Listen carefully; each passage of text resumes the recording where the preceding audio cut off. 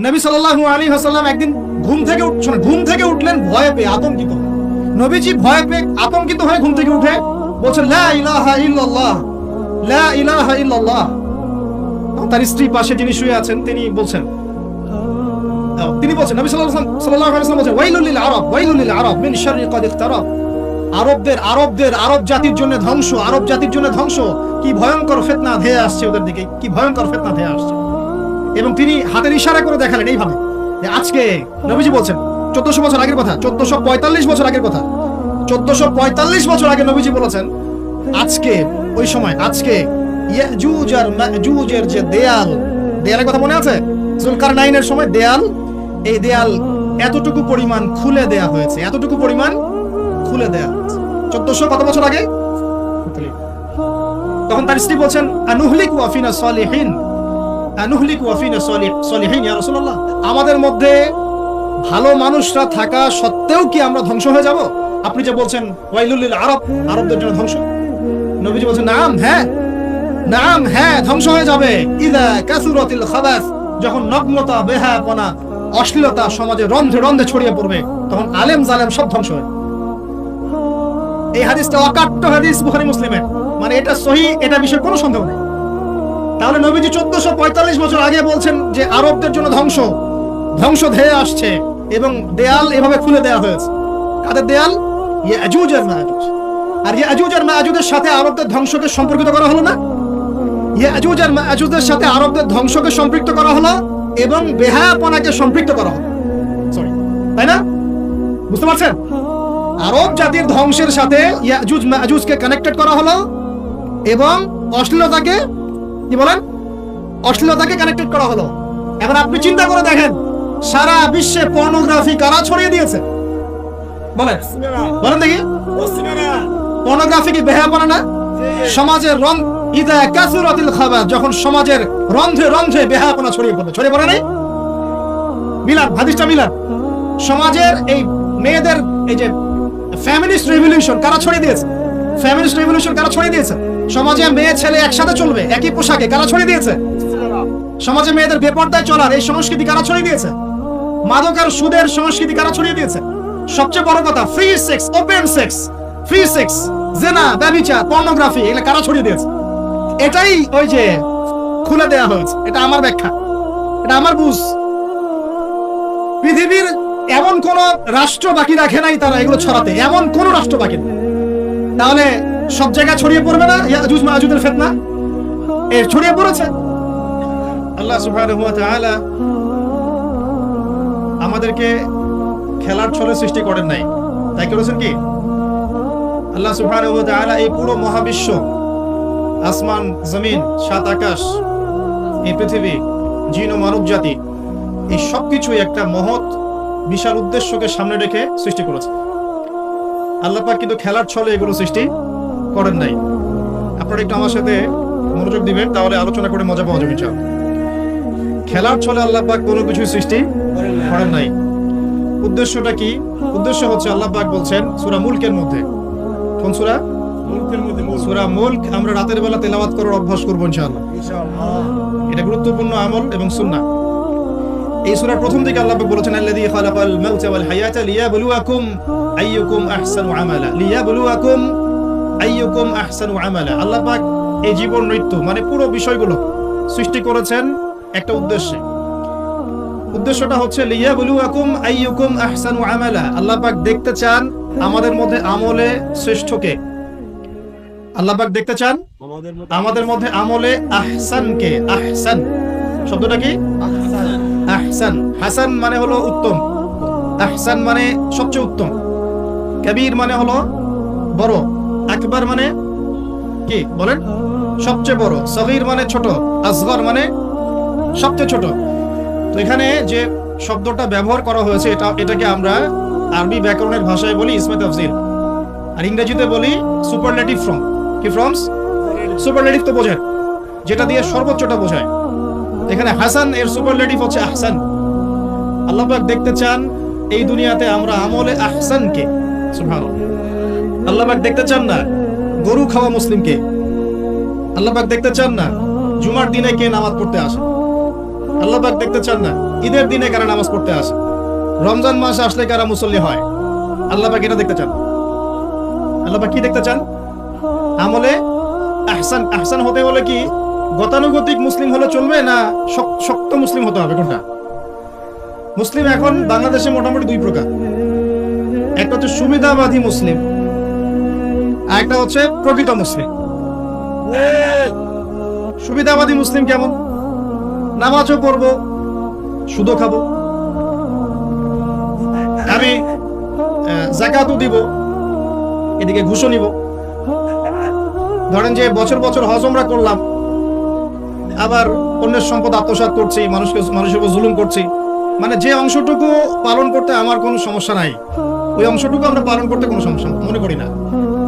আর যে অংশগুলো পালন করলে আমার দুনিয়ার ক্ষতি হয়, দুনিয়ার স্বার্থ ক্ষুণ্ণ হয়, সেগুলো আমরা পালন করতে চাই। এই ধরনের মুসলিমটাকে কি বলে? সুবিধাবাদী মুসলিম। ইংরেজি একটা সুন্দর শব্দ আছে, শব্দটা হলো Protestant version of Islam. Protestant version of Islam, যে প্রোটেস্ট্যান্ট খ্রিস্টান আছে, প্রোটেস্ট্যান্ট খ্রিস্টান, ওইরকম প্রোটেস্ট্যান্ট মুসলিম মানে সুবিধাবাদী মুসলিম। তো সুবিধাবাদী মুসলিমদের জন্য কি জান্নাত? মুসলিম কাকে বলে? মুসলিমের সবচেয়ে সেরা এক্সাম্পল আল্লাহ পাক কোরআনে যেগুলো দিয়েছেন, তারা হচ্ছেন নবীগণ। তারা কারা? নবীগণ। এবং সর্বশ্রেষ্ঠ নবীকে মুহাম্মদ রাসূলুল্লাহ সাল্লাল্লাহু আলাইহি ওয়াসাল্লাম। সেই সর্বশ্রেষ্ঠ নবী মুহাম্মদ সাল্লাল্লাহু আলাইহি ওয়াসাল্লামকে আল্লাহ পাক একজন নবীর দৃষ্টান্ত দিয়ে মুসলিম হওয়ার কথা বলছেন, মুসলিম হওয়ার উৎসাহ দিচ্ছেন। কিভাবে? সেই নবীর নাম হচ্ছে ইব্রাহিম আলাইহিস সালাম। আল্লাহ পাক সূরা বাকারা পড়ে দেখবেন, শুরুর দিকে আছে, প্রথম পারার একদম শেষের দিকে। আল্লাহ পাক বলছেন, বা'দা আউযু বিল্লাহি মিনাশ শাইতানির রাজীম, ইয ক্বালা লাহু রাব্বুহু আসলিম। হে নবী মুহাম্মদ সাল্লাল্লাহু আলাইহি ওয়াসাল্লাম, যখনই আমি আল্লাহ ইব্রাহিমকে বলেছিলাম আত্মসমর্পণ করো, বুঝুন কথাটা, যখনই আমি আল্লাহ ইব্রাহিমকে বলেছিলাম আত্মসমর্পণ করো, ক্বালা, ইব্রাহিম বলেছিল আলাইহিস সালাম, আসলামতু লিরাব্বিল আলামিন, আমি জগৎ সমূহের প্রতিপালকের নিকটে কি করলাম?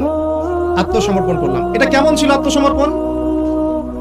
আল্লাহ পাক বলেছেন, তোমার স্ত্রী এবং সন্তানকে রেখে আসো। কোথায়? কোথায়? জনমানব শূন্য জায়গায়। তখন কাবা ঘর নির্মাণ হয় নাই, সেখানে খাবারও নাই, পানিও নাই। ইব্রাহিম আলাইহিস সালামকে বলেছিলেন যে আল্লাহ, আপনার এই আদেশের পিছনে যুক্তি কি, দর্শন কি, বিজ্ঞান কি? বলেন তো দেখি। ইব্রাহিম আলাইহিস সালাম কি আঙ্গুল তুলেছিলেন আল্লাহ পাকের আদেশের উপরে? না। এটা হলো মুসলিম। বলেছেন সন্তান বড় হয়েছে, ফালাম্মা বালাগা মাআহু সাইয়া, যখন বাচ্চা দৌড়াদৌড়ি করতে শিখলো, মানে দৌড় দিতে শিখলো বাবার সাথে, তখন তিনি বলছেন, ক্বালা ইয়া বুনাই, হে আমার সন্তান, ইন্নী আরা ফিল মানামি আন্নী আযবাহুক, আমি স্বপ্নে দেখেছি আমি তোমাকে জবাই করছি। ফানজুর মাযা তারা, তোমার কি রায় আমাকে বল। সন্তান ইসমাঈল বলছেন, ইয়া বাতি, হে আমার বাবা, ইফআল মা তুমার, আপনাকে যে আদেশ করা হয়েছে আপনি তাই করুন। সুবহান। সাতাজিদুনি ইনশাআল্লাহু মিনাস সাবিরিন, ইনশাআল্লাহ আপনি আমাকে ধৈর্যশীল পাবেন। এই যে বাবা ছেলে, এটা হলো মুসলিম, এটা হলো ইসলাম। ইয ক্বালা লাহু রাব্বুহু আসলিম, আল্লাহ যখন তাকে বলেছেন আত্মসমর্পণ করো, ব্যাস তিনি বিনা বাক্য ব্যয়ে আল্লাহ পাকের হুকুমের সামনে মাথা পেতে দিয়েছে। এর নাম হলো কি? এখন বলেন, এই মানদণ্ডে আমরা কতজন মুসলিম আছি এখন? নামাজের বৈজ্ঞানিক ব্যাখ্যা খোঁজে মানুষ এখন, রোজার বৈজ্ঞানিক ব্যাখ্যা খোঁজে, যাকাতের অর্থনৈতিক ব্যাখ্যা খুঁজি। ব্যাখ্যা তো আছে, আছে না নাই? এই ব্যাখ্যা আমার না জানলেও চলবে। ব্যাখ্যা আছে, ব্যাখ্যা মিলতে পারে, আবার আমার মানে সংকীর্ণ বুদ্ধিতে নাও আসতে পারে। তো আল্লাহ পাক হুকুম করেছেন, বাস যথেষ্ট আমার জন্য। আল্লাহ পাক হুকুম করেছেন তাওহীদ শিখতে হবে, শিখবো। আল্লাহ হুকুম করেছেন 5 ওয়াক্ত সালাত পড়তে হবে, পড়তে হবে। আল্লাহ পাক হুকুম করেছেন যদি আমাদের নেশাব পরিমাণ সম্পদ হয় যাকাত দিতে হবে, বাস দিতে হবে। আল্লাহ পাক মা বোনদেরকে হুকুম করেছেন বালেগা হয়ে গেলে কি করবে? বালেগা হওয়ার আগেও পর্দা করার সিস্টেম আছে, মানে চর্চা করতে হবে। মা বোনদেরকে পর্দা করতে বলেছেন, বাস পর্দা করতে হবে। আল্লাহ পাক বলেছেন সামর্থ্য হয়ে গেলে হজ করো। আল্লাহ পাক আমাকে আপনাদের সবাইকে হজ করার তৌফিক দান করুন, হজ করবে। আল্লাহ পাক বলেছেন যেখানে জুলুম হচ্ছে একে প্রতিহত করো, করতে হবে। প্রতিহত করার অর্থ এই নয়। প্রতিহত করার অর্থ কি? প্রতিহত করার কয়েকটা অর্থ থাকে। সামর্থ্য থাকলে হাত দিয়ে, সামর্থ্য থাকলে কি দিয়ে? আপনার কি সে সামর্থ্য আছে? বাস নাই। ওয়াইল্লাম ইয়াস্তাতি, যদি না পারো ফাবি কি লিসানি, ফাবি লিসানিহি, জবান দিয়ে কথা বলেন। আপনার কথা বলার স্বাধীনতা নাই? আছে তো? সত্যি আছে? মাশাআল্লাহ। আচ্ছা, তাহলে জবান দিয়ে বলবেন।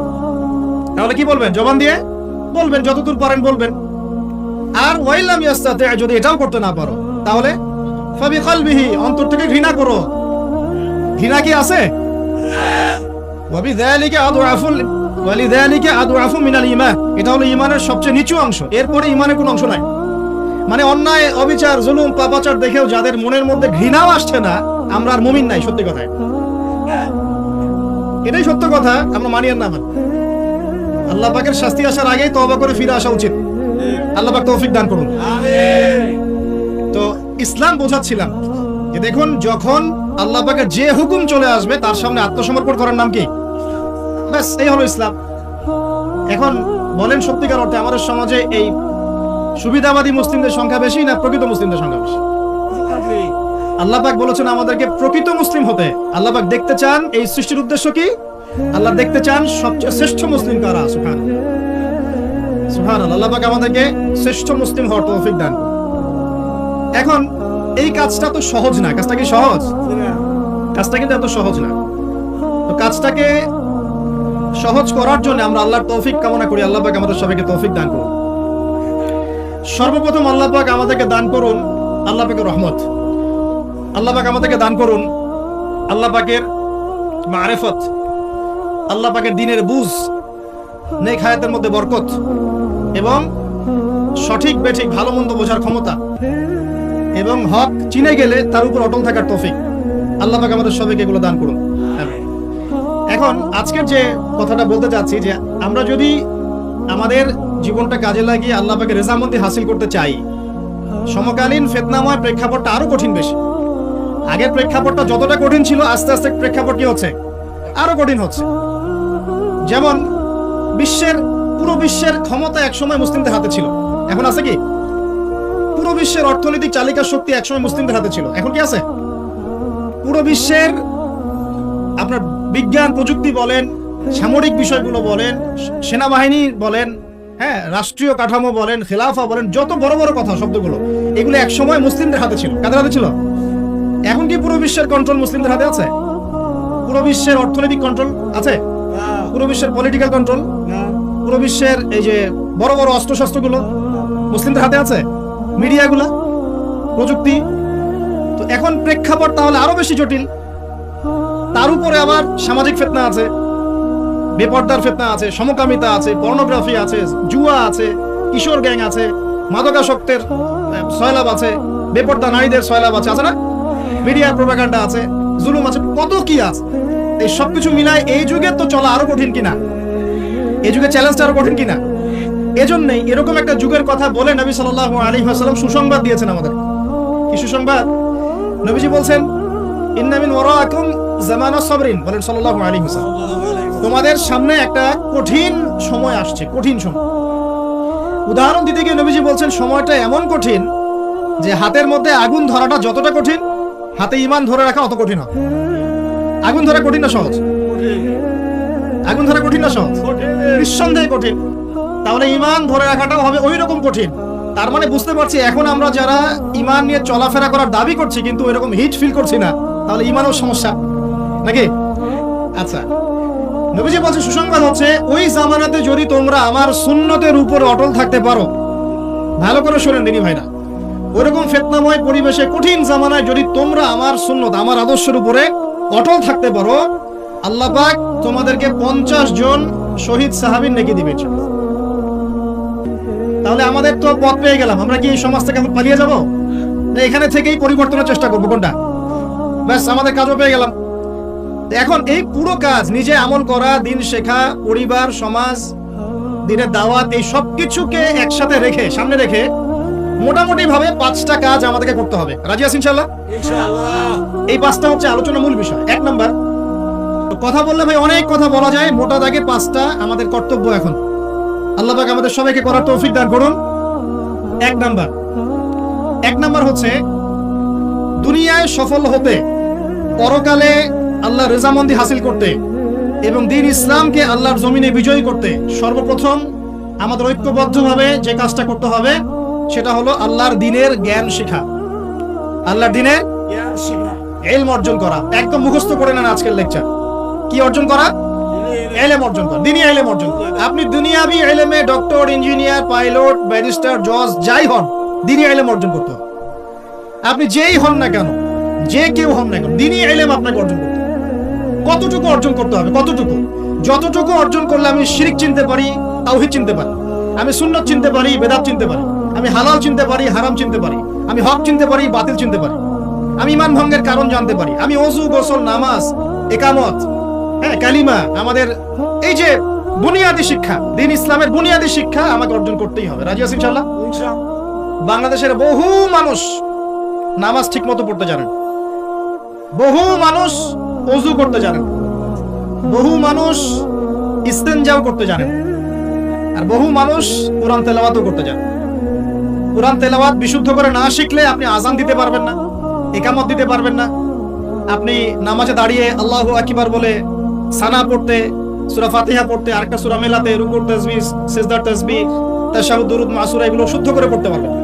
আর শুদ্ধ করে যদি না পড়েন অর্থ বিকৃত হয়ে যায় প্রচুর। মানে আমরা তো নামাজকে কি যে বানিয়ে ফেলেছি, আল্লাহ মাফ করুন, সুবহানাল্লাহ। মানে নতুন নতুন কত শব্দ বের করে ফেলেছি নামাজের মধ্যে। একটু অর্থের পার্থক্যের কারণে ঈমান কুফরের মতো অবস্থা চলে আসতে পারে। বিশুদ্ধ করে তাজবিদ সহকারে কোরআন তেলাওয়াত করা শিখতে হবে প্রথমে আপনাকে। মাদ্রাসায় যেতে হলে যাবেন, মক্তবে যেতে হলে যাবেন, প্রয়োজনে টিচারকে বাসায় নিয়ে এসে যদি পড়তে পারেন পড়েন, যেভাবে হোক আপনাকে কোরআন তেলাওয়াত শিখতেই হবে। আল্লাহ পাক তৌফিক দান। আমরা নামাজের মধ্যে বলছি আলহামদুলিল্লাহ, আলহামদুলিল্লাহি রাব্বিল আলামিন। কি এটা? এটা কি পড়লেন মন্ত্র? আলহামদুলিল্লাহি রাব্বিল আলামিন কি? আলহামদুলিল্লাহ, এই যে আলহামদু শব্দটা সঠিক করে উচ্চারণ করতে পারছেন অনেক। আলহামদু মানে সমস্ত প্রশংসা আল্লাহর জন্য। আলহামদুলিল্লাহ সমস্ত প্রশংসা। আলহামদুলিল্লাহ কি? আলহামদুলিল্লাহ মানে সমস্ত নিন্দা আল্লাহর জন্য। নাউযুবিল্লাহ। আমার কথা কি বিশ্বাস করছেন না? ওলামায়ে কেরামকে জিজ্ঞাসা করেন। কুল হুয়াল্লাহু আহাদ এটা কি? কুল হুয়াল্লাহু আহাদ মানে কি? তো কুল মানে খাও, কুল মানে কি? কুল হুয়াল্লাহু আহাদ, বলুন তিনি আল্লাহ এক। শব্দের অর্থ আছে তো? এখানে পেশাব করিবেন না, করিলে এত টাকা জরিমান। কমাটা যদি না এর পরে নিয়ে বসাই তাহলে এখানে পেশাব করিবেন, না করিলে। আপনারা কি মনে করেন যে আরবির এরকম সিকোয়েন্স নাই? বলছে কুলহু সূরা, সূরাটার নাম কি কুলহু? কুলহু বলে কোনো শব্দ আছে?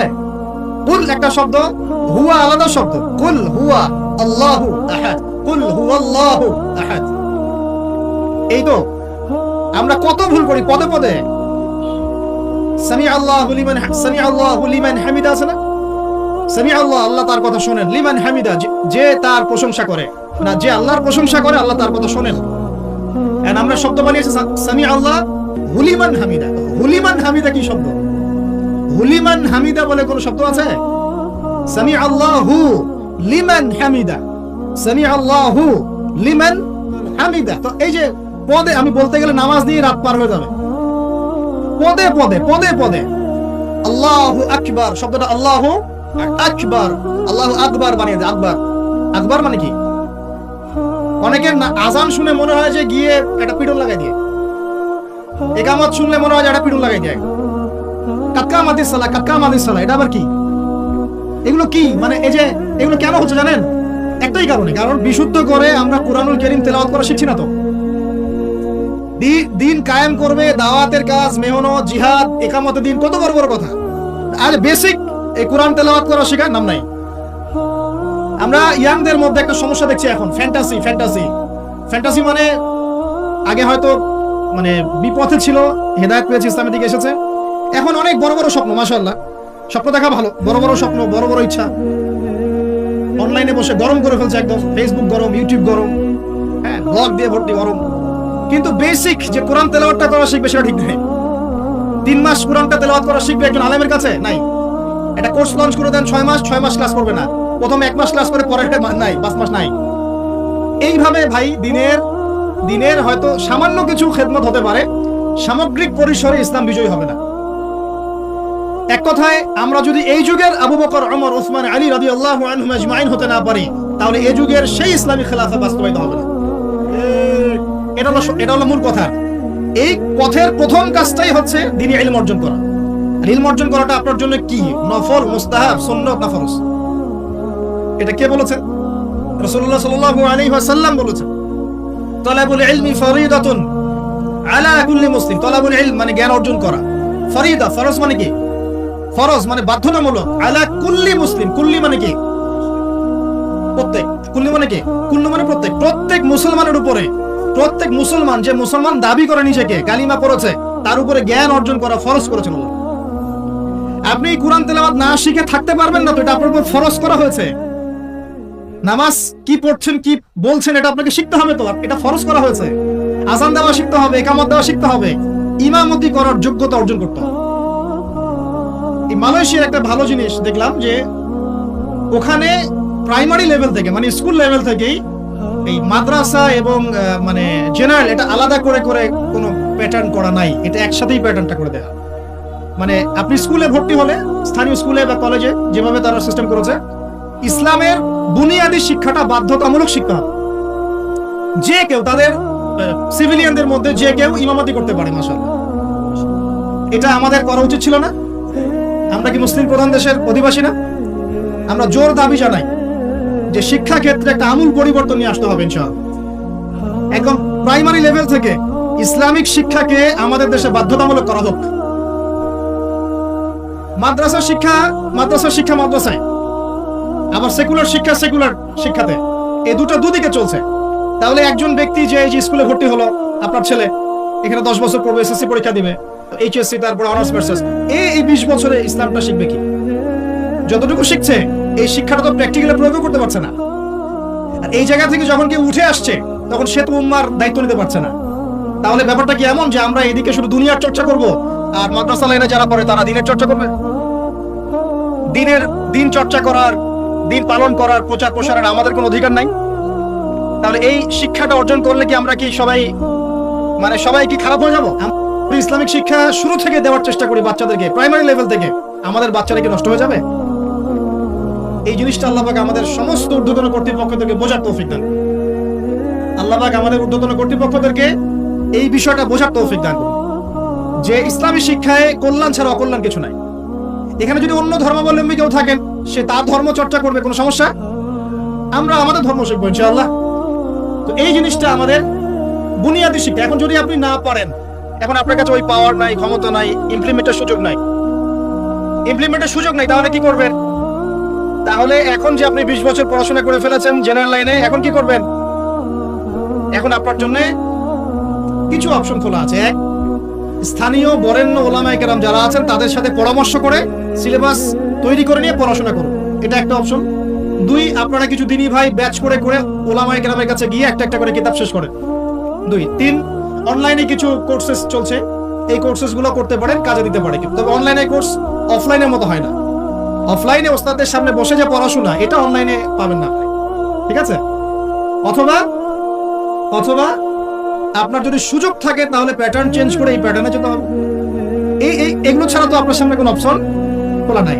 আরেকটা অপশন হতে পারে যে আমরা যদি মাদ্রাসাগুলোতে এবং আমাদের শিক্ষা প্রতিষ্ঠানগুলোতে জেনারেলদের জন্য আরবির কোর্স আর মাদ্রাসা শিক্ষার্থীদের জন্য জেনারেল কোর্স রাখি, তাহলে উভয়ই শিক্ষিত হতে পারবে। মনে করেন এই ভাই মাদ্রাসায় পড়েছেন, মাশাআল্লাহ, তিনি মাদ্রাসার সব জ্ঞানই রাখেন আলহামদুলিল্লাহ, কিন্তু সায়েন্স, ইংরেজি, mathematics, science and technology, ICT এগুলোর জ্ঞান তার নাই, মনে করেন নাই, বা থাকলেও খুব সামান্য। এই সামান্যটা দিয়ে তিনি বিশ্বকে ডিল করতে পারছেন না, বিশ্বের চ্যালেঞ্জ মোকাবেলা করতে পারছেন না। তাহলে এই ভাই যদি 6 মাস 1 বছরের এই কোর্সগুলো করতে পারে, জেনারেল ডিপ্লোমা কোর্স, তাহলে তিনি উপকৃত হবেন কিনা? তাহলে তার জন্য রাস্তা। আর এক ভাই মনে করেন যে ইউনিভার্সিটি শেষ করেছেন, 20 বছর পড়াশোনা করে ফেলেছেন, কিন্তু তিনি 20টা সূরা শিখতে পারেন নাই, নামাজ শিখতে পারেন নাই, ওযু শিখতে পারেন নাই। এখন এই ভাইকে কি করবেন? এই ভাইকে ইসলামিক কিছু ডিপ্লোমা কোর্সের আওতায় আনতে হবে, এনে অফলাইন বা অনলাইনে শিক্ষা দিয়ে তাকেও মানুষ করে গড়ে তুলতে হবে। এই তো যদি আমরা চিন্তা করি, আমরা চিন্তা করতে হবে আমাদেরকে জাতি নিয়ে, বড় বড় কথা বললে হবে না তো। যুব সমাজের এখন যে অবস্থা, আপনি সামনে একটা ভয়ঙ্কর বিকলাঙ্গ যুব সমাজ দেখতে পারো। মস্তিষ্ক বিকৃত হয়ে গেছে এদের মোবাইল ফোন দিয়ে। মোবাইল ফোন, পর্নোগ্রাফি, মেয়েদের ফিতনা, হারাম অ্যাফেয়ার্স, মাদক, জুয়া, টিকটক, এই করতে করতে এদের মস্তিষ্কের সুস্থতা নষ্ট হয়ে গেছে। আল্লাহর কসম করে বলছি, এরা সুস্থ না। একটা চিত্র খুব কমন দেখতে পারবেন, 10টা-20টা ছেলে গোল হয়ে বসে আছে ফোন নিয়ে, সবার মনোযোগ নিচের দিকে। ওয়ার্ল্ডে কি হচ্ছে, আসমানে কি হচ্ছে, জমিনে কি হচ্ছে, কোথায় মুসলিমদের উপর বোম পড়লো, কোনো ফিকিরই নাই। আপনি মনে করেছেন যে এই যুব সমাজ আগামীতে দেশের হাল ধরবে? আমি হলফ করে বলতে পারি কোনোদিন দেশের উপকার করতে পারবে। আপনি নষ্ট করে ফেলছেন যুব সমাজকে, নষ্ট করে ফেলছেন। এদেরকে সুস্থতার দিকে নিয়ে আসতে হলে ইসলামিক শিক্ষার কোনো বিকল্প নাই, নামাজের কোনো বিকল্প নাই। এদেরকে সামাজিক কাজে লাগিয়ে দিতে হবে, সোশ্যাল কাজে, সামাজিক উন্নয়নমূলক কাজে, এই যে মানবতার সেবামূলক কাজে, প্র্যাকটিক্যাল কিছু কাজে। কিছু বানাও, কিছু করো, সায়েন্স নিয়ে ঘাটাঘাটি করো, কিছু প্রযুক্তি উদ্ভাবন করো, তোমরা কিছু করো। দেখেন আমরা যত কিছু ব্যবহার করি সবকিছু কিন্তু ইহুদি খ্রিস্টানদের। এই যে আমি যে মাইকে কথা বলছি, এই মাইকে ইসলামের বড় বড় কথা বলছি, এই মাইকটাও দেখা যাবে যে মুসলমান তৈরি করে নাই। তাহলে এটা কি কাম্য ছিল? আর এই বিশ্বের যত শিক্ষার বুনিয়াদ, এই বুনিয়াদি শিক্ষা দিয়েছে মুসলিমরা। বিশ্বাস না করলে খালি আপনি 1200 বছর ইতিহাসটা পড়ে দেখেন। ইবনে সিনার নাম শুনেছেন? চিকিৎসা বিজ্ঞান দাঁড়িয়ে আছে ইবনে সিনার উপর, নাম শুনে নেই? জাবির ইবনে হাইয়ানের নাম শুনেছেন? এই কেমিস্ট্রি না থাকলে আপনি ওষুধ তৈরি করতে পারবেন না। কেমিস্ট্রি না থাকলে কি পারবেন না? মেডিসিন তৈরি করতে পারবেন না। এটা দাঁড়িয়ে আছে কেমিস্ট্রি জাবির ইবনে হাইয়ানের উপরে, যাকে ইউরোপে বলে গ্যাবর ইবনে হাইয়ান। এরকম নাম প্রচুর আছে। আপনি এই যে ম্যাথামেটিক্সের কথা বলেন, জ্যোতির্বিদ্যার কথা বলেন, তারপরে প্রাণীবিদ্যার কথা বলেন, এই রক্ত সংবহন যন্ত্রের কথা বলেন, এক একটা সাবজেক্ট ধরে ধরে দেখেন, সবগুলার গোড়ার মধ্যে আমাদের মুসলিম মনীষীদের অবদান আছে। এমনকি এই যে পুরো বিশ্বের যে দর্শনগুলো চলছে, যত দর্শন, ফিলোসফিক্যাল থটস, আমরা ফিলোসফি পড়েছি, এই ফিলোসফি গুলোর গোড়ায় গিয়ে আপনি দেখবেন সব মুসলিম দার্শনিকদের নাম লেখা আছে। আমরা ইমাম গাজালির নাম জানি না, ইবনে রুশদের নাম জানি না। হ্যাঁ, আমরা অনেক কিছু জানি না। আসলে আমরা শেকড় ভুলে গেছি। বিশ্বাস করেন, আমরা এই যে প্রযুক্তি, মোবাইল ফোন, টিকটক, মেয়েদের পিছনে ঘুরতে ঘুরতে, অ্যাফেয়ার, বাইক চালানো, আমরা আমাদের জীবনের লক্ষ্যই ভুলে গেছি। আল্লাহ পাক আমাদের যুব সমাজকে তাদের জীবনের লক্ষ্য বোঝার তৌফিক দান করুন। ভাই, আল্লাহ পাক আপনাকে এমনি এমনি সৃষ্টি করেন নাই, আমাকে এমনি এমনি সৃষ্টি করেন নাই। আল্লাহ পাক চান আমাদের কাছে আমরা যেন তার দ্বীনের জ্ঞান অর্জন করি এবং এই জ্ঞান অনুযায়ী আমল করি। এই আমলটা সমাজে ছড়িয়ে দেই, ইসলামের দাওয়াতের মেহনত ছড়িয়ে দেই, যাতে একটা সময় হলেও যেন আল্লাহর জমিন, আল্লাহ দিন কায়েম করে। এটা আল্লাহ পাক চান আমাদের কাছে। আল্লাহ পাক আমাদেরকে এই জন্য সৃষ্টি করেন নাই যে একটা মেয়ের জন্য আত্মহত্যা করে ফেলবে না। একটা মোবাইল ফোন একটা মেয়েকে কিনে দিয়েছেন, তার জীবন নষ্ট করে ফেলছেন। যে বাবারা মেয়েদেরকে ফোন কিনে দিয়েছেন, জীবন নষ্ট করে ফেলছে, এবং তার মাধ্যমে আরো 10টা ছেলেরও জীবন নষ্ট করেছে। আর সত্যি কথা বলছি, এখন আমরা তো ঢাকা শহরে থাকি, মানে এখানে ছেলেদের চেয়ে মেয়েরা বেশি পথ। হ্যাঁ, খুব ভালো লাগে ওদের। কি ভালো লাগে? একটা ছেলের সাথে বাইকে করে ঘুরবে, টাকা খসাবে, এখানে ওখানে ডেট করবে, আস্তে আস্তে। এগুলোতে খুব মজা পায়। এগুলোর জন্য কি তাকে সৃষ্টি করা হয়েছে? আপনি বলেন, এই মেয়েদেরকে আপনি যখন ঘরে নিয়ে আসবেন, আমি নারী বিদ্বেষী কথা বলছি না, নারীদেরকে আমরা অনেক অনেক সম্মান করি, অনেক শ্রদ্ধা করি। আর আমাকে জন্ম দিয়েছেন একজন নারী, আমাকে দিনের পথে চলতে আত্মবিশ্বাস যোগায় পিছন থেকে, ঘরের নারী যোগায় কিনা? আমার নিজের কন্যা সন্তান আছে, আমরা মেয়ের বাবা। কিন্তু এখন যে টিকটক জেনারেশন মেয়েদেরকে আপনি তৈরি করছেন, ফোন হাতে তুলে দিয়ে ডেটিং করছে, বাইকের পিছনে ছেলের সাথে ঘুরছে, এখানে ওখানে ফ্রি ওপেন সেক্স করছে, কোনদিন ধর্ষণের শিকার হচ্ছে, এই মেয়েদেরকে ঘরে নিয়ে আসার পরে এদের গর্ভ থেকে কি আপনি ইসমাইলের মতো সন্তান পাবেন? এদের সাথে তোমরাও দেখা যায় যে অনেক সময় প্রেম করতে ভালো লাগে, এই মেয়েদেরকে কেউ বিয়ে করবে না। এ ধরনের নারীদের সাথে মানুষ প্রেম করতে মজা পায়, কেউ সম্মান করে বিয়ে করতে চায় না। করলেও দেখবেন 2-1 বছরের মধ্যেই নাই সেই সম্পর্ক, গায়েব। তো অনেক দূর চলে আসলাম, এত দূর আসতে চাইনি, কথার পিঠে চলে আসলো যে সমস্যা হচ্ছে গোড়ায় আমরা আমাদের যুবক যুবতী, আমাদের ছেলে মেয়েদেরকে দিনই বুনিয়াদি ইসলামী শিক্ষা দিচ্ছি না। এটা শিক্ষা দেওয়ার দায়িত্ব প্রত্যেক পিতা, প্রত্যেক মাতার। সে মাদ্রাসায় পড়ুক আর জেনারেল লাইনেই পড়ুক, আপনাকে শিক্ষা নিশ্চিত করতে হবে।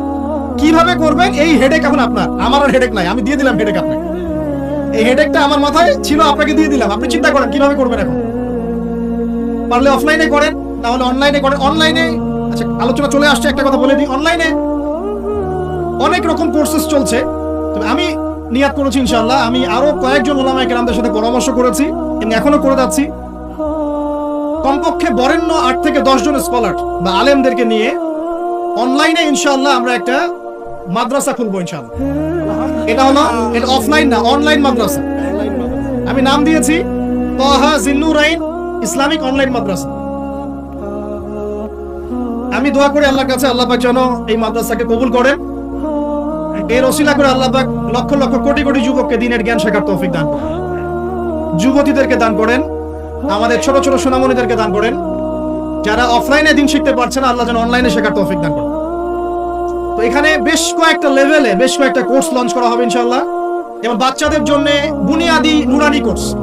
আপনার বাচ্চা আছে ছোট, 4 বছর 5 বছর বয়স, ভর্তি করাই দিলেন, নুরানি কোর্স করবে, কোরআন তেলাওয়াত করা শিখবে। এরপরে হিপস, একটা হিপসের কোর্স, আপনি অনলাইনেই হিপস করবেন। যাদের বয়স 10 বছর হয়ে গেছে, 12 বছর 15 বছর, অনলাইন হিপস করবে। আপনি চলে আপনার বয়স যদি 30-40 হয়, আপনিও করতে পারবেন, তো আপনার ব্যাচটা আলাদা হবে। এরপরে হচ্ছে আমাদের জেনারেল ভাইদের জন্য, জেনারেল শিক্ষিত দিনী ভাইদের জন্য ইসলামিক ডিপ্লোমা কোর্স। এটা কেমন? এখানে 4-5টা লেভেল থাকবে। লেভেল 1 মনে করেন, এখানে আপনার বুনিয়াদি জিনিস, আপনার আকীদা, আপনার কোরআন তেলাওয়াতের জ্ঞান, আপনার দৈনন্দিন জিকির আজকার, নামাজ, আপনার হাদিসের মধ্যে ফয়জুল কালামের মতো বই, ঠিক আছে, ইসলামের ইতিহাস, তারপরে ফিকহের মধ্যে ফিকহুল মুয়াসসার, এই ধরনের বই, মানে প্রাথমিক বুনিয়াদি যে জ্ঞানটুকু মাদ্রাসা দেওয়া হয়, এটা ইনশাআল্লাহ শিখবেন। এটা শেষ করার পরে যাবেন লেভেল 2। লেভেল 2 তে গিয়ে আরো হাই ক্লাস কিছু বই পাবেন, ওখানে আরো কিছু সাবজেক্ট অ্যাড হবে, ইসলামিক পরিবার, ইসলামিক অর্থনীতি, ঠিক আছে, ইসলামিক জিওপলিটিক্স, এসক্যাটোলজি, এরকম কিছু সাবজেক্ট আসবে। এটা দিয়ে আবার কপি করে সবাই বানানো শুরু করে দিয়েন না, আমি সব বলে দিচ্ছি। বানালে আলহামদুলিল্লাহ কোনো সমস্যা নাই, এটাও দিনের খেদমত হবে ইনশাআল্লাহ। একজনকে দেখে যদি আরো 10 জন শেখে, সমস্যা কোনো সমস্যা? এভাবে লেভেল 3 তে গিয়ে আপনি মাদ্রাসায় যেগুলো নাহু, হিদায়াতুন নাহু, হিদায়া কুদুরি, এই ধরনের বইগুলো পড়ানো হয়, এগুলো শিখবেন ইনশাআল্লাহ। শেষ লেভেলে গিয়ে আপনি জালালাইনের মতো তাফসীর শিখবেন ইনশাআল্লাহ। মানে একজন মৌলানা সাহেব বলতে বোঝাচ্ছি, আমি তো আপনাকে ফকিহ বা মুফতি বা মুহাদ্দিস এরকম লেভেলের কথা বলছি।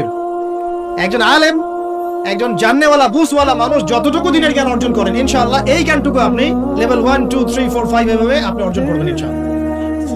এভাবে যদি আমরা পুরো বাংলা ভাষাভাষীদের মধ্যে, পুরো ওয়ার্ল্ড ওয়াইড এটাকে ছড়াতে পারি, ইনশাআল্লাহ আগামী 5 বছরের মধ্যে আমরা আশাবাদী কমপক্ষে 1 লক্ষ মানুষ তো দিন শিখবেন ইনশাআল্লাহ। আল্লাহ পাক আমাদেরকে তৌফিক দান করুন। এবং এগুলো হবে খুব স্বল্পমেয়াদী, 6 মাস, 4 মাস, 6 মাস এরকম কোর্স, যাতে আপনি বিরক্ত না হন। কারণ আমি অভিজ্ঞতা থেকে দেখেছি 1 বছরের কোর্স মানুষ করতে চায় না। দিনী বোনদের জন্য কোর্স থাকবে এবং দিনী বোনদের ক্লাস নেবেন মহিলা টিচাররা ইনশাআল্লাহ। দিনী বোনদের ক্লাস নেবেন মহিলা টিচাররা ইনশাআল্লাহ। যদি কেউ প্যারেন্টিং নিয়ে কোর্স করতে চান, প্যারেন্টিং কোর্স থাকবে, সন্তান প্রতিপালন। যদি কেউ পরিবার নিয়ে কোর্স করতে চান, ফ্যামিলি ডেভেলপমেন্ট কোর্স থাকবে। ইসলামিক ইকোনমিক্স নিয়ে কোর্স করতে চান, ইসলামিক ইকোনমিক্সে কোর্স থাকবে। ইসলামিক ফাইন্যান্স শিখতে চান, সেটা থাকবে ইনশাআল্লাহ। এক একটা ডিপার্টমেন্টের এক একটা কোর্স নিয়ে আমরা এই মাদ্রাসা লঞ্চ করবো ইনশাআল্লাহ। আল্লাহ পাক এটাকে কবুল করুন, আমিন। এবং এর পাশাপাশি এই সিলেবাসগুলো আমি নিয়াত করেছি উন্মুক্ত করে দিব। যে কোনো প্রতিষ্ঠান, দিনী প্রতিষ্ঠান, সেটা হোক ইসলামিক স্কুল বা ইসলামিক কলেজ বা মাদ্রাসা, তারা যদি এই কোর্সগুলো করতে চায়, করাতে চায়, সিলেবাস নিয়ে তারা লঞ্চ করতে চায়, ইনশাআল্লাহ তাদের জন্য উন্মুক্ত করে দেওয়া হবে ইনশাআল্লাহ, যাতে করে সারা দেশের বিভিন্ন জায়গায় কোর্সগুলো ছড়িয়ে পড়ে। আমি জ্ঞানতাত্ত্বিক কথা এজন্য বললাম বেশি করে, প্রথম ফরজ আপনার উপরে ইকরা বিসমি রাব্বিকাল্লাযী খালাক। এখন চিন্তা করেন, হেরা গুহায় নবী সাল্লাল্লাহু আলাইহি ওয়াসাল্লাম বসে আছেন, জিবরাইল আলাইহিস সালাম এসে তার সামনে প্রথম যে আয়াতটা ওহী করলেন, সেই আয়াতটা নামাজের আয়াত ছিল না, সেই আয়াতটা যাকাতের আয়াত ছিল না, সেই আয়াতটা রোজা রাখো আয়াত ছিল না, এমনকি মূর্তি পূজা করো না এমনও ছিল। কি ছিল ভাই? ইকরা, আপনি পড়ুন, আপনি পড়ুন, হে নবী আপনি পড়ুন। নবীজি কিন্তু পড়তে জানতেন না, আপনারা জানেন কি? নবী সাল্লাল্লাহু আলাইহি ওয়াসাল্লাম কিন্তু লিখতে পড়তে জানতেন না। আল্লাহ পাক এমন একজন মানুষকে সুবহানাল্লাহ শেষ নবী করেছেন, যিনি লিখতে জানতেন না, পড়তে জানতেন না, যাতে কাফেররা এই অপবাদ দিতে না পারে তুমি আগের কিতাবগুলো থেকে দেখে দেখে লিখে নিয়ে আসছো। সুবহানাল্লাহ, আল্লাহু আকবার। তো নবী সাল্লাল্লাহু আলাইহি ওয়াসাল্লাম বলেন, মা নবী করি, আমি তো পড়তে জানি না। তিনি কি বলছেন? সহিহ বুখারী খুলে দেখেন দ্বিতীয় হাদিসটা, মা নবী করি, আমি তো পড়তে জানি না। তারপরেও জিবরাইল আলাইহিস সালাম বলেন, ইকরা, আপনি পড়ুন, বিসমি রাব্বিকাল্লাযী খালাক, আপনার রবের নামে যিনি আপনাকে সৃষ্টি করেছেন। সুবহানাল্লাহ। সর্বপ্রথম এই জ্ঞানতাত্ত্বিক বিপ্লব হয়েছে মক্কার মাটিতে, তখনই আবু বকর, ওমর, ওসমান, আলীর মতো সাহাবী তৈরি হয়েছে। জ্ঞান ছাড়া শুধু বড় বড় কথা দিয়ে আর জ্ঞানহীন আমল দিয়েও কোনো কাজ নাই। জ্ঞানহীন আমল দিয়ে কিন্তু খুব একটা কাজ হয় না। আপনি হয়তো মনে করছেন যে আমি ইমাম সাহেবকে জিজ্ঞাসা করে নেবো, ব্যাস হয়ে গেল। কিন্তু জ্ঞান অর্জন করে আমল করার যে স্বাদ আর জ্ঞানহীন আমলের স্বাদ কখনো এক না। শুধু একটা হাদিস শোনা যান যে মেসওয়াক করি আমরা, যে দাঁত ব্রাশ করি, মেসওয়াক করি, যে ব্যক্তি মেসওয়াক করে এটা আল্লাহর কাছে অনেক বেশি পছন্দের। আল্লাহ পাক ভালোবাসেন মেসওয়াক করনেওয়ালাকে। এটা যখন আপনি জানলেন, এরপর যখন আপনি ব্রাশ করতে যাবেন, মেসওয়াক করতে যাবেন, আমলের স্বাদ পাবেন না? ওযু করলে গুনাহগুলো ঝরে যায়। যখন আপনি জানলেন যে ওযু করলাম, আমার অঙ্গ দিয়ে গুনাহ ঝরে যাচ্ছে, এটা ফিল করে ওযু করলে স্বাদ পাবেন। নামাজে দাঁড়িয়ে আছেন, নামাজের প্রত্যেকটা শব্দ যদি আস্তে আস্তে পড়েন, ধীরে ধীরে অর্থগুলো বোঝার চেষ্টা করেন, নামাজের স্বাদ পাবেন। শুধু হাতটা তুলে শেষ রাতে আল্লাহকে বললেন যে আল্লাহুম্মা আতিনা ফিদ দুনিয়া হাসানা ওয়া ফিল আখিরাতি হাসানা ওয়া কিনা আযাবান নার। আল্লাহ, আমাদেরকে দুনিয়াতে আপনি কল্যাণ দেন এবং পরকালেও কল্যাণ দেন। আল্লাহ আমাদেরকে জাহান্নামের আগুন থেকে বাঁচান। এই যে ফিলিংস, এটা আপনি না বুঝে পড়লে পাবেন না। বুঝে পড়লে একটা চর্চা, প্র্যাকটিস হয়, কিন্তু রুহানিয়াত আসে না। তো প্রিয় দিনী ভাইরা, এই জন্য শিক্ষা, জ্ঞান, দ্বীনি ইলম অর্জন সবার আগে। আল্লাহ পাক আমাদের সবাইকে দ্বীনি ইলম অর্জনের তৌফিক দান করুন। অনলাইন মাদ্রাসা করলে ভর্তি হবেন তো ইনশাআল্লাহ? আচ্ছা, আরো বড় বড় চমক আসবে ইনশাআল্লাহ। এমন কিছু স্কলারের চেহারাও ইনশাআল্লাহ দেখবেন যাদের ওয়াজ শোনার জন্য আপনি লক্ষ টাকা দিয়ে ভাড়া করে হেলিকপ্টারে নিয়ে আসেন ইনশাআল্লাহ। আল্লাহ পাক আমাদের দ্বীনি খিদমতগুলো কবুল করুন। আমি 1 নাম্বার আলোচনা শেষ। 2 নাম্বার আলোচনা করলে এক দিয়ে শেষ হয়ে যাবে রাত। শিখলাম কি? দ্বীনি ইলম অর্জন করতেই হবে। এটা নফল মুস্তাহাব কিছু নয়। এটা কি? যেভাবে পারেন সেভাবে করবেন। রাজি আছেন ইনশাআল্লাহ? নিয়াত করতে পারি যে আগামী 1 বছরের মধ্যে, 1 বছর সময় দিলাম, আগামী 1 বছরের মধ্যে আমরা কোরআন বিশুদ্ধ করে তেলাওয়াত করা শিখব ইনশাআল্লাহ।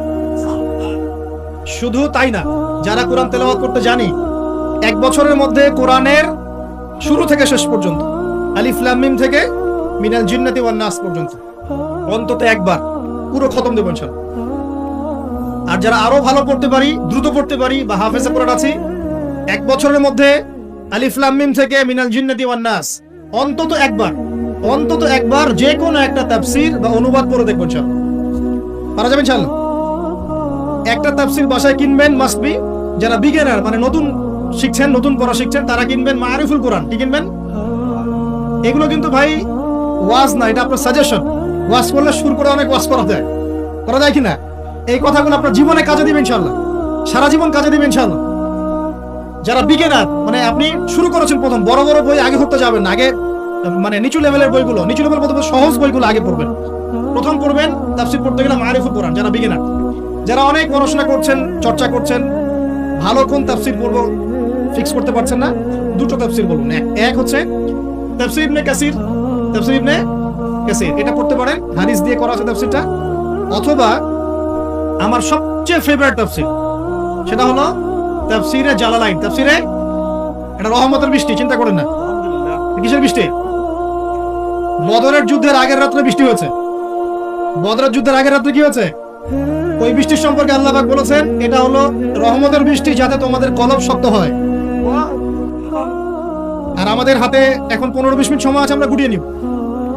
তো তাফসীর কোনটা পড়বেন বিগিনাররা? তাফসীরে মারিফুল কোরআন, ঠিক আছে, বাংলা অনুবাদ আছে। আর যারা একটু স্টাডি করেন বেশি, তারা পড়বেন ইবনে কাসির এবং জালালাইন। জালালাইনটা সবচেয়ে মজা পাবেন, স্বাদ পাবেন, অনেক কিছু আছে এর মধ্যে। জালালাইনের মধ্যে এত রস আছে, এত নূর আছে, মারিফত আছে, যেটা আমি অন্য তাফসীরে পাই না। আল্লাহ পাক লেখককে জান্নাতুল ফেরদাউস দান করুন।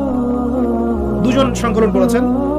তো এরপরে আমরা ইলম অর্জনের পরে দ্বিতীয় যে কাজটা করা দরকার, পুরো গ্লোবাল প্রেক্ষাপটে এবং উম্মার জন্য, ব্যক্তিগত পর্যায়ে, সব ক্ষেত্রে দ্বীনের সাথে, সেটা হলো ইলম অনুযায়ী আমল করতে হবে। ইলম অনুযায়ী আমল শুরু হবে ভাই আগামীকাল থেকে না, আজকে রাত থেকে ইনশাআল্লাহ। আগামীকাল থেকে আমল না, এখন থেকে আজকে রাত থেকে আমল ইনশাআল্লাহ। এই রাতের আমল কি? ঘুমানোর সময় ঘুমানোর সুন্নাত, সূরা মুলক তেলাওয়াত করবেন, আয়াতুল কুরসি পড়বেন, সূরা ফাতিহা, ফালাক, নাস, ইখলাস, পারলে সূরা ওয়াকিয়া ইত্যাদি করে নিজেকে দম করে নেবেন, ব্যাস, তারপরে ঘুমিয়ে যাবেন। ঘুমানোর সময় আল্লাহুম্মা বিসমিকা আমুতু ওয়া আহইয়া, এই সময় দোয়া কবুল হবে। বৃষ্টির সময় কি হয়? আচ্ছা, আমরা মাঝখানে দোয়া করে নেই, বৃষ্টি যদি শেষ হয়ে যায়, আমরা দোয়া করি আল্লাহ পাক আমাদের সবাইকে দ্বীনি ইলম অর্জনের তৌফিক দান করুন। আমাদের সবাইকে আল্লাহ পাক দ্বীনি ইলম অনুযায়ী বেশি বেশি আমল করার তৌফিক দান করুন। আল্লাহ পাক বক্তা শ্রোতা সবাইকে, খাস করে আমাদের যুব সমাজকে আল্লাহ পাক লম্বা নেক হায়াত দারাজ করুন। আল্লাহ পাক আমাদের সবাইকে আদর্শ পরিবার করে দিন। আমাদের সন্তানদেরকে আল্লাহ পাক মানুষ করার তৌফিক দান করুন। আমাদেরকে আল্লাহর ঘর জিয়ারতের তৌফিক দান করুন। আল্লাহ পাক আমাদের সবাইকে দিন রাত দাওয়াতের কাজ করার তৌফিক দান করুন। আল্লাহ পাক আমাদের সবার মধ্যে যে অসুস্থতাগুলো আছে সমস্ত অসুস্থতা আল্লাহ দূর করে দিন। আল্লাহ পাক আমাদের হায়াতে রিজিকে বরকত দান করুন। আল্লাহ পাক আমাদের মা বোনদেরকে পর্দায় থাকার তৌফিক দান করুন। আল্লাহ পাক আমাদের সমাজ, আমাদের রাষ্ট্র, আমাদের প্রশাসন, আমাদের সরকার সবাইকে হেদায়েত করুন। আল্লাহ পাক আমাদের মধ্যে আপোষে মিল মহব্বত দান করুন। আল্লাহ পাক আমাদেরকে আল্লাহর জমিনে আল্লাহর দিন কায়েমের তৌফিক দান। 2 নম্বর কাজ, ইলম অনুযায়ী আমল করা। ইলম অনুযায়ী আমল শুরু হবে কালকে থেকে, এখন থেকে। আমল করা মানে হচ্ছে এক কথায় আমাদের জীবনের প্রতিটা কাজ রাসূলুল্লাহ সাল্লাল্লাহু আলাইহি ওয়াসাল্লামের সুন্নাহ মাফিক করব ইনশাআল্লাহ। রাজি আছি তো ইনশাআল্লাহ? এই ঘুম থেকে শুরু হবে। আপনার ঘুমটা এখন সুন্নাহ মাফিক হবে, আমারটা কিন্তু হবে না। এই যে রাত্রে করে আমরা জার্নি করছি, এটা সুন্নাহ মাফিক হচ্ছে না। আল্লাহর কাছে মাফ চাই, আল্লাহ পাক ওজর দেখবেন ইনশাআল্লাহ। তবে অভ্যাস করবেন এশার নামাজের পরেই কি করতে? ঘুমাতে, যাতে করে তাহাজ্জুদে আপনি উঠতে পারেন। ওই বরকতময় সময় আল্লাহ পাক প্রথম আকাশে নেমে আসেন। কিভাবে নেমে আসেন এটা বোঝার বা জানার দরকার নাই আমার। আল্লাহ পাকের রহমত নেমে আসে। আল্লাহ রাব্বুল আলামিন আহ্বান করতে থাকেন, কে আছো আমার কাছে কিছু চাইবে আমি তোমাকে দিব। কে আছো আমাকে ডাকবে আমি তোমার ডাকে সাড়া দিব। কে আছো আমার কাছে ক্ষমা চাইবে আমি তোমাকে ক্ষমা করে দিব। আমরা তখন ঘুম, মাশাআল্লাহ। কারণ আমরা টিকটক চালিয়েছি 3টা পর্যন্ত, ফেসবুক ইউটিউবিং করেছি 2:30-3টা পর্যন্ত। শেষ রাতে আল্লাহ পাক যখন নেমে এসে আহ্বান করেন, নাফরমান গাফেল বান্দা আমরা ঘুমিয়ে থাকি। আস্তাগফিরুল্লাহ। অথচ ওই সময়ে যে দোয়াই করা হবে আল্লাহ কবুল করবেন ইনশাআল্লাহ। আমাদের দোয়ার অভাব, কত দোয়া, কত চাওয়ার জন্য হুজুরের কাছে আসতে হয় না। চাওয়ার জন্য শেষ রাতে জায়নামাজে দাঁড়িয়ে যান, আল্লাহ কবুল করবেন ইনশাআল্লাহ। শেষ রাত্রে যদি আমরা জাগতে না পারি আমাদের দ্বারা দিন কায়েম হবে না ভাই। সাহাবীরা যারা বদর, উহুদ, খন্দকে যুদ্ধ করেছেন তারা শেষ রাতের দরবেশ ছিলেন। দরবেশ, শেষ রাত্রের দরবেশ, আর দিনের বেলা ঘোড়সাওয়ার। কি বুঝলেন? শেষ রাত্রে দরবেশ মানে একদম আল্লাহওয়ালা মানুষ। শেষ রাত্রে চোখের পানিতে জায়নামাজ ভিজে যাইতো, দাড়ি ভিজে যাইতো। এই মানুষগুলো আবার দিনের বেলা ছুটতেন, ঘোড়া ছুটাতেন। তাদের হাতে ইসলাম বিজয় লাভ করেছে। অতএব শেষ রাত্রে জাগার অভ্যাস করে আল্লাহ পাক তৌফিক দান করুন। সাউন্ড শুনতে পাচ্ছেন? আচ্ছা, ঠিক আছে। তাহলে আমল শুরু হবে আজকে থেকে, রাত থেকে। তারপর দিন ঘুম থেকে উঠলেন, ফজর নামাজ জামাতে পড়বো না? নামাজের পরে তেলাওয়াত করবো না? জিকির আজকার করবো না? তারপর একটু পড়াশোনা করবো কিনা? খাওয়া দাওয়া কেমন হবে? 7 পেট নাকি নবী সুন্নাহ মাফিক? কাফেররা খায় 7 পেট। কয় পেট? আর মুমিন বান্দা খায় পেটের 3 ভাগের 1 ভাগ। খাওয়ার টেবিলে হেরে গেলে যুদ্ধের মাঠে জিততে পারবেন না। খাওয়ার টেবিলে হেরে গেলে যুদ্ধের মাঠে জিততে পারবেন না। যুদ্ধ মানে আদর্শিক যুদ্ধের কথা বলছি, ইলেকশনের যুদ্ধের কথা বলছি না। ঠিক আছে, আল্লাহ মাফ করুন। তো এই সিজন গুলো আসলে অনেক ভাই মারা যায় কিনা? আল্লাহ পাক আমাদেরকে আপোষের এই ফিতনা থেকে হেফাজত করুন। এই হাদিসটা শোনেন, নবী সাল্লাল্লাহু আলাইহি ওয়াসাল্লাম একদিন ঘুম থেকে উঠলেন ভয়ে পেয়ে, আতঙ্কিত। নবীজি ভয়ে পেয়ে আতঙ্কিত হয়ে ঘুম থেকে উঠে বলছেন লা ইলাহা ইল্লাল্লাহ, লা ইলাহা ইল্লাল্লাহ। তার স্ত্রী পাশে যিনি শুয়ে আছেন তিনি বলছেন নবী সাল্লাল্লাহু আলাইহি ওয়াসাল্লাম বলছেন ওয়াইলুল লিল আরব, ওয়াইলুল লিল আরব মিন শাররি ক্বাদ ইখতারাব। আরব জাতির জন্য ধ্বংস, আরব জাতির জন্য ধ্বংস। কি ভয়ঙ্কর ফিতনা ধেয়ে আসছে ওদের দিকে, কি ভয়ঙ্কর ফিতনা ধেয়ে আসছে।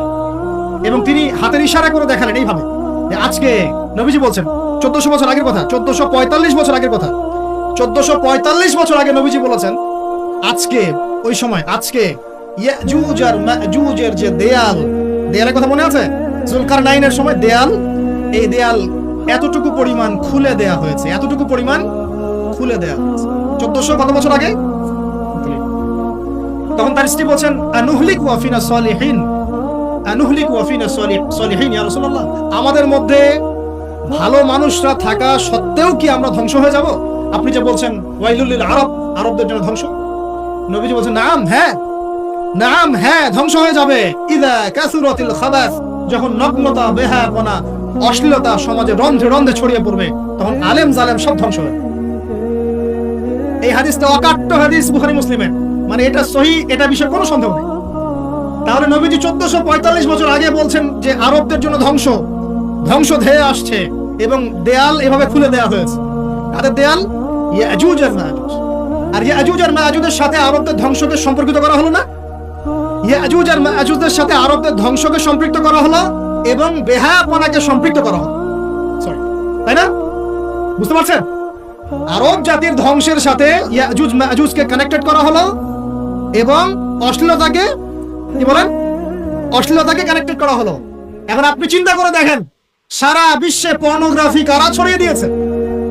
বলেন বলেন দেখি। পর্নোগ্রাফি কি বেহায়াপনা না?